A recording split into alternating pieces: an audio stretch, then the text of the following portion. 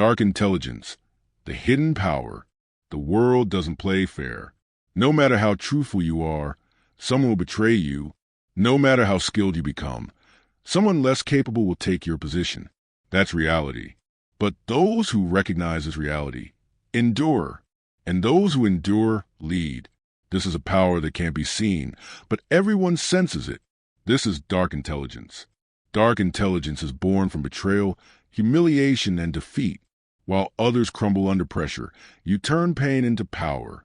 It's a kind of wisdom that watches silently, listens carefully, and strikes only when necessary. While others argue, you observe. While they lose their temper, you calculate. While they get lost in emotion, you plan the outcome. Most people are playing checkers. You're about to master chess. But before we go deeper, let's be absolutely clear. This knowledge is for defense, not destruction. Use it to protect yourself, not to harm others. The goal is not to become the villain, but to understand the game and play it wisely. Today, you'll uncover the 8 psychological traits that distinguish survivors from victims, leaders from followers, and winners from losers. Now repeat this or write it down. I choose to be strategically intelligent, not emotionally reactive. Let's reveal the truths powerful people never want you to learn. 1. Calculated opacity. You're never completely transparent about your motives. You reveal only what's necessary. When people know half the story, they fill the rest with imagination, and that imagination controls them. Machiavelli once said, "Everyone sees what you appear to be. Few know what you truly are." Think of the most fascinating people you know. They never tell everything. They leave spaces in their stories, answer questions with questions, and smile instead of explaining. This isn't deceit, it's strategic communication. In most conversations, people feel obligated to explain themselves fully. They expose their fears, plans, and motivations, thinking they're building trust, but they're actually surrendering power. Clever people understand that mystery creates influence. When you don't reveal everything, people become curious. Curiosity leads to attention. Attention leads to respect. And respect builds influence. For example, when asked about your weekend, most people say, "I'll just be home watching movies." Harmless, but forgettable. Instead say, "I have something important to handle." Then change the subject. The first answer makes you predictable. The second makes you intriguing. This isn't about rudeness or secrecy. It's about being selective. The most successful individuals master this. They share enough to stay engaging, but never enough to lose their advantage. Your information is your currency. Don't spend it all. When you speak rarely, your words gain weight. Remember, the goal isn't to be mysterious for mystery's sake. It's to maintain control over your image, your words, and your relationships. 2. Adaptive persona. You're not the same with everyone, and that's a strength. You adjust your behavior depending on who you're engaging with. People think they know you, but they only know a version of you. Machiavelli once said, "A prince must appear merciful, faithful, humane, upright, and religious." This isn't about faking. It's about effectiveness. You already do this naturally. You speak differently to your boss than to your friend, and act differently at a wedding than at a gym. Adaptive persona simply means making this process intentional. Every person has unique values, emotions, and communication styles. If you speak the same way to everyone, you'll connect with few, but lose many. Smart individuals study others and mirror their rhythm. Are they logical? Offer facts. Emotional? Speak with empathy. Practical? Show results. Visionary? Paint the picture. This isn't manipulation. It's emotional intelligence. Think of water. It takes the shape of any container, yet remains water. You adapt your presentation, but never lose your essence. True authenticity isn't about being identical everywhere. It's about being genuine yet flexible. When you master the adaptive persona, anyone can connect with you. People feel seen, heard, and valued. Just remember, adapt, but don't lose your core. Your principles remain constant. Your delivery adjusts. Strong people are like diamonds, many faces, one solid core. 3. The principle of detachment. You're not owned by emotions, people, or possessions. What you're not afraid to lose can't control you. Machiavelli said, If one must choose, it is safer to be feared than loved. Detachment doesn't mean being cold. It means being free. Most people are slaves to attachment. They fear losing approval, love, or security, and that fear makes them weak.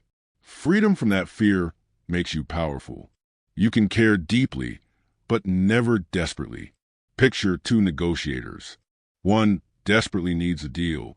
The other is fine either way. Who has the upper hand? The one who can walk away. That's detachment. When you're not desperate to win, you think clearly. When you're not obsessed with being liked, you act with integrity. When you're not afraid of loss, you gain power. The paradox. The less you need something, the more you attract it. Practice this gradually. Don't cling to winning arguments or everyone's approval. Let go. Detachment earns respect, because people sense that you can't be controlled. Remember, detachment is indifference. It's caring without chains. 4. Silent leverage. True power doesn't shout. It whispers. You don't pressure people. You position yourself so that your presence changes the atmosphere. Machiavelli said, "Nothing great was ever achieved without danger." Power isn't loud demands. It's quiet influence. Silent leverage is the art of influencing without speaking. Instead of forcing your will, you make others want what benefits you. Instead of asking for loyalty, you earn it through consistency. Instead of demanding respect, you make yourself indispensable. In conversation, silence is power. Most can't handle it. When you stay calm and pause before replying, people reveal more than they intend. In business, silent leverage is having alternatives. You don't need to threaten to leave. They know you can. In relationships, it's being valuable without seeking validation. Patience is your weapon. You plant seeds quietly and wait for results. Those who master silent leverage become the invisible force that guides outcomes without shouting commands. But remember, use it ethically. Influence people toward good outcomes, not manipulation. Your goal is to elevate, not exploit. 5. Psychological echo. You reflect people's deepest needs and fears back to them. They feel you understand them completely. Machiavelli wrote, "Everyone sees what you appear to be. Few know who you truly are." Psychological echo isn't deceit, it's understanding. People don't buy ideas. They buy solutions to their pain. They don't crave advice. They crave recognition. Every human is silently asking, "Do you see me? Do you understand me? Do you value me?" When you answer yes with your words and energy, you gain influence. Don't listen just to respond. Listen to understand. Reflect their emotions, not their words. If they say, "I hate my job," the surface is frustration, but underneath may be feeling undervalued. Say, "Sounds like you're ready for something that truly recognizes your worth." You've just mirrored their truth and built trust. Once you understand their fears and desires, speak their language. To the cautious, emphasize safety. To the ambitious, emphasize recognition. To the freedom seeker, emphasize choice. Used ethically, psychological echo builds deeper bonds and lasting influence. 6. Ambiguous morality. You're neither hero nor villain. You're effective. Real power exists in the gray zones. Machiavelli said, "It's safer to be feared than loved when one cannot be both." Ambiguous morality doesn't mean lacking morals. It means understanding complexity. Sometimes kindness enables destruction. Sometimes tough choices protect the greater good. Leaders with ambiguous morality don't chase approval. They chase outcomes that matter. Being good on the surface isn't always right in reality. This mindset requires ethical flexibility within firm boundaries. You must know your limits, what lines you'll never cross. Don't act for selfish gain. Act for the greater balance. It's not about appearing moral. It's about producing moral results. 7. Controlled exposure. In an age where everyone overshares, mystery is magnetic. Machiavelli said, "Men are so simple and so ruled by need that the deceiver will always find someone ready to be deceived." Controlled exposure means sharing intentionally, not constantly. When people know less, they assume more, and assumptions can work in your favor. In a world obsessed with broadcasting every detail, the one who shares selectively commands curiosity. Be strategic with your story. Reveal enough to connect, but not enough to lose power. In business, don't display every skill immediately. Let your value unfold gradually. In personal life, open up in layers. Trust is earned, not assumed. Information revealed cannot be unrevealed, so choose carefully. Timing is everything. A fact told too early sounds boastful. Told later, it sounds wise. Your digital footprint is also exposure. Be deliberate about what you post. Each piece shapes your narrative. Controlled exposure isn't secrecy. It's self-governance. 8. Outcome obsession. You're not here to prove a point. You're here to get results. Machiavelli said, "Promises made were necessary once. Breaking them may be necessary now." This is what separates dreamers from doers. Most people want to be right. Outcome-obsessed people want to win effectively. They don't ask, "How can I look good?" They ask, "What will get me closer to my goal?" Arguments aren't battles to win. They're opportunities to understand and adapt. Focus on results, not ego.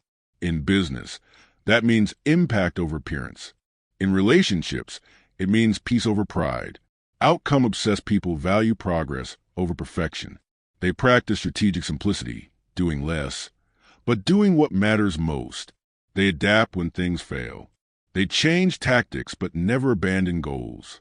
When people see you as someone who delivers, they bring you opportunities. But never forget, results mean nothing if they cost your integrity. Be outcome-obsessed within ethical limits. That's true mastery. Conclusion: you've learned the 8 traits of dark intelligence, but knowledge means nothing without action. Pick one trait that resonates. Practice it for the next 7 days. Notice how people respond differently. Notice how you carry yourself with more calm and control. But remember, this power demands responsibility. Use it to protect, not to destroy. Use it to create balance, not chaos. The purpose of dark intelligence isn't to dominate. It's to make you immune to manipulation. True intelligence isn't just being clever. It's having the wisdom to use your mind in service of something greater.